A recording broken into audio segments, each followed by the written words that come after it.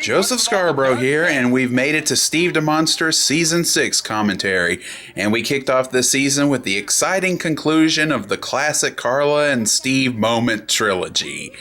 And this one is from the last pledge drive that we did at PBS. This was a week in August 2005, and after which we stopped doing pledge drives for rather sound reasons. And I believe this was from the first day because after that they split us up. The guys in the control room, as I said, the guys in the control room said that there were somehow too many mics on this particular set for the control room to handle. So they split us up.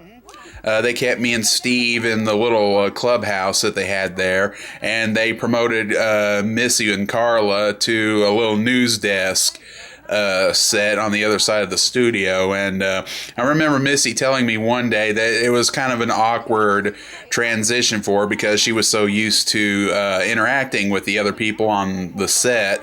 And so she had to get used to, just being by herself. And I actually offered to, trade places with her if she wanted to, but she decided it'd probably be best just to leave everything as is, so we did. And here, this turned out to be a really popular upload, and I think it's because it's an age-old prank, but it has a rather clever twist at the end, so that give it a little bit of originality.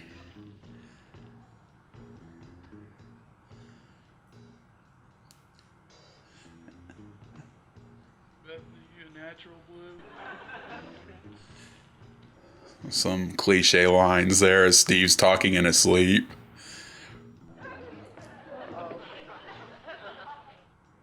Oh gosh, the laugh track was so poorly edited then. Really, it wasn't until next season that my laugh track started to improve, and it really helped when I ended up crossing paths with Paul Iverson, and Paul is one of the leading experts in all things audience reaction.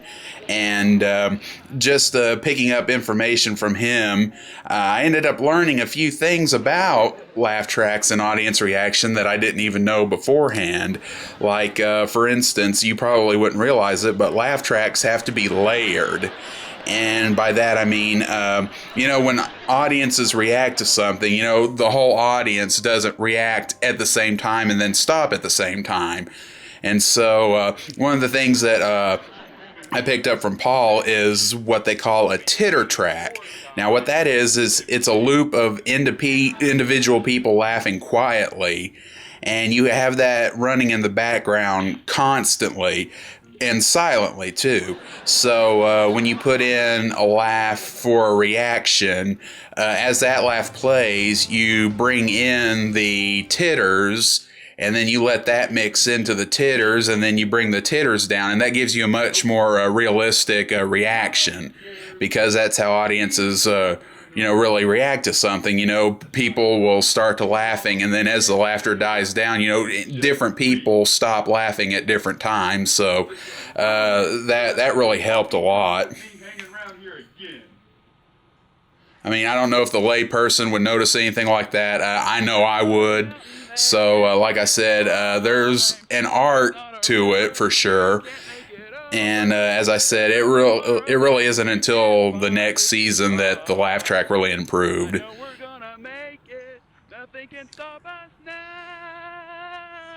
Steve singing that song from the little engine who could chugga chugga chugga chugga toot toot.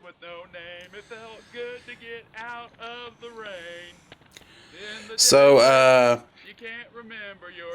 for the things that I didn't mention when I had this on my top 11 commentary, this episode was full of all kinds of cultural references.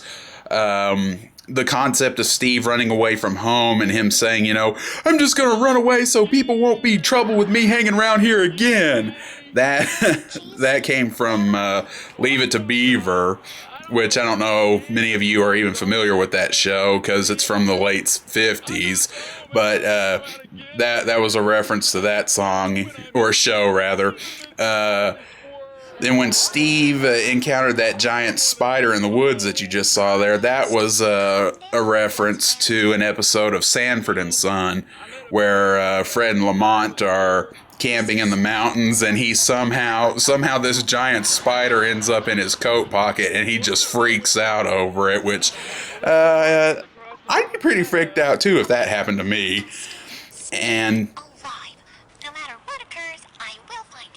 okay, that line there about Bethany, finding Steve no matter what occurs, that is a reference to Seinfeld, which itself was a reference to the movie Last of the Mohicans. But the Seinfeld reference continues. If you remember when Kramer got lost downtown and that guy offered him a ride, giving you the the lesson that even as an adult, you shouldn't accept rides from strangers. Of course, we all know Kramer wasn't exactly all there, but then again, neither is Steve. But it's justified because Steve's such a naive little kid. I was just going home myself, so it works out cool for both of us. Why don't you get in the car? Okay. Oh, Steve.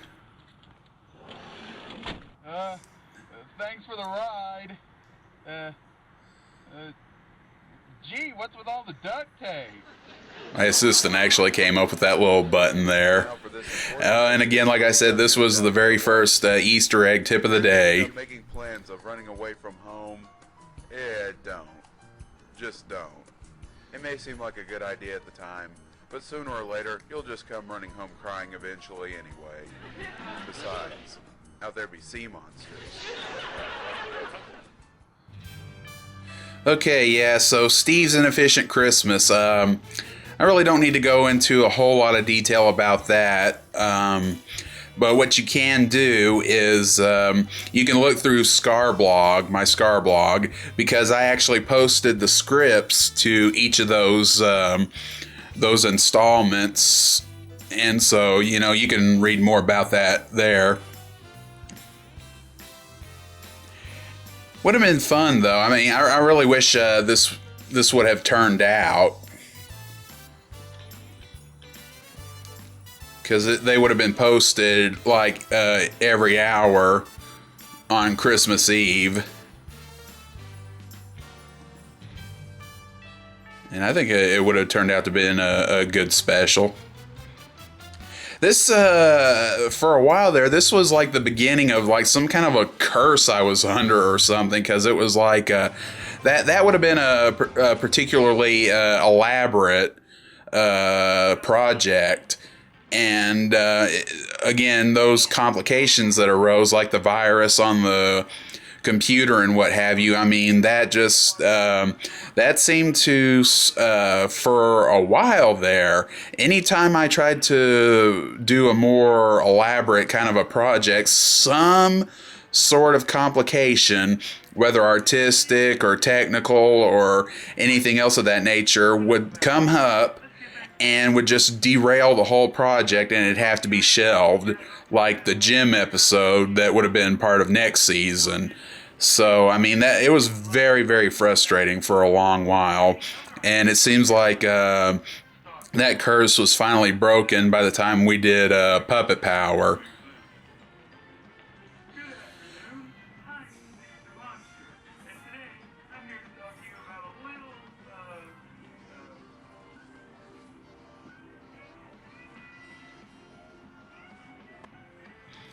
So you're probably watching this and wondering, well, wait a minute, isn't this the same as the blooper reel from season 4? Well, actually not quite. This one actually includes a few bloopers that weren't included in the season 4 version, particularly, obviously, bloopers from season 5, which were tacked on at the end there.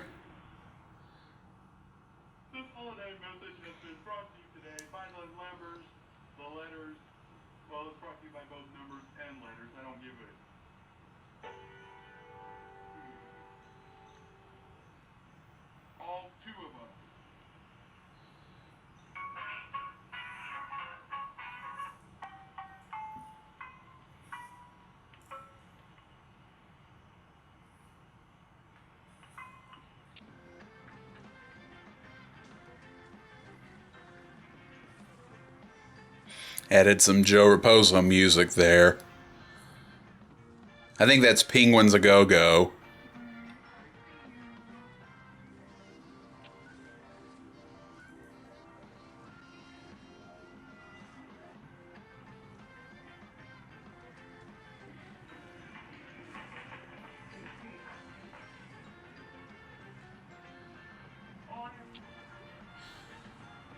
Actually, I think I may have accidentally left out some bloopers.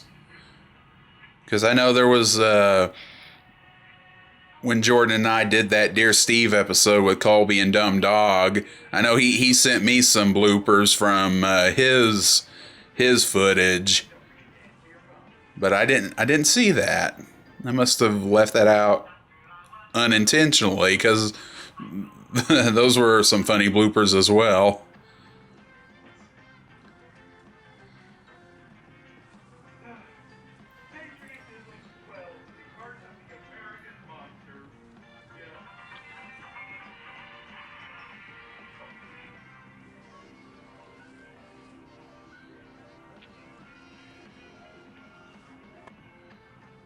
Here we go. Season 5 bloopers. Now I bet you're wondering how I've been able to...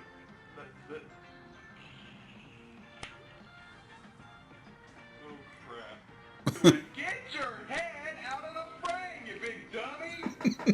Okay, here goes.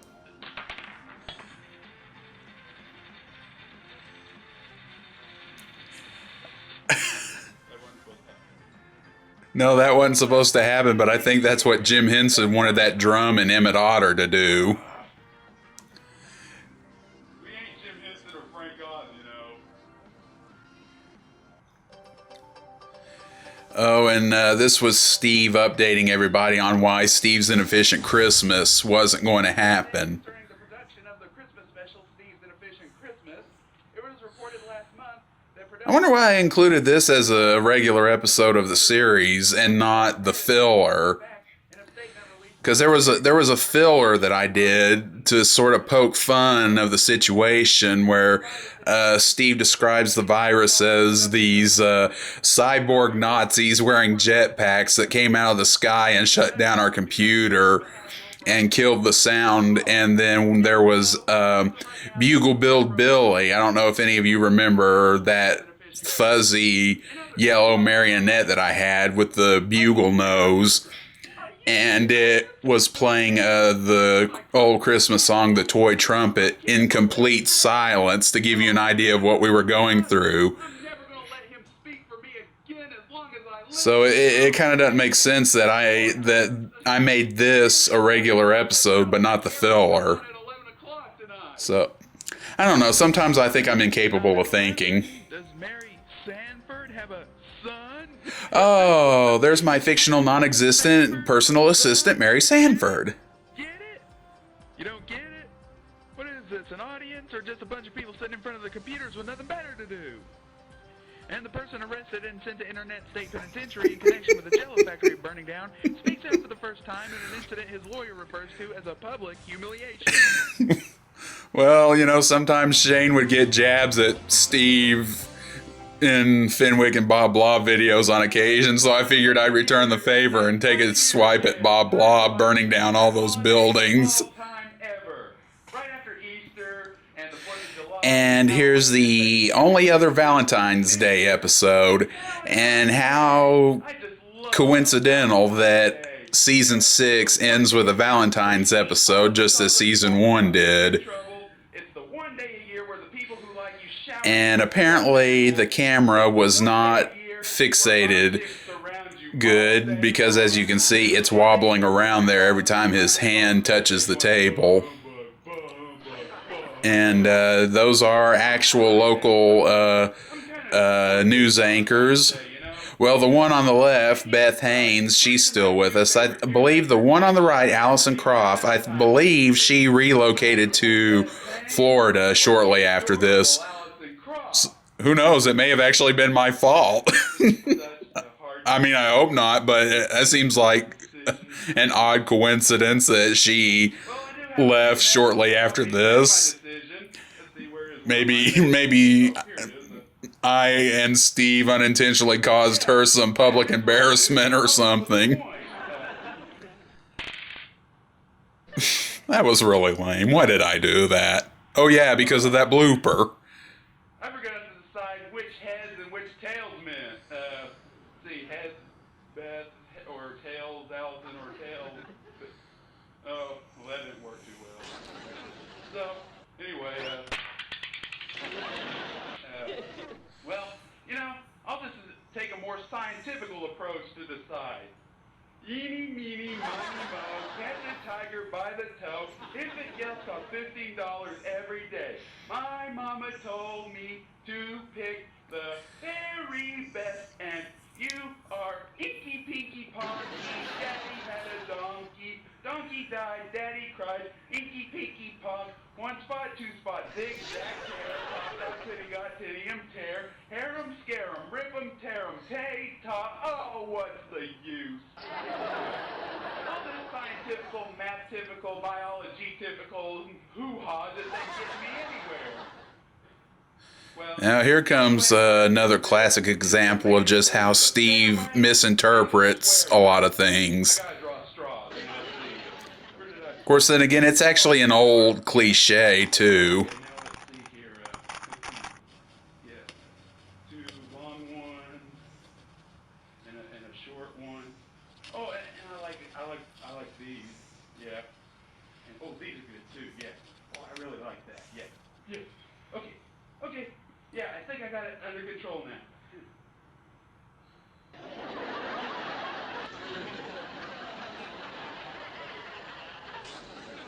You want to know something?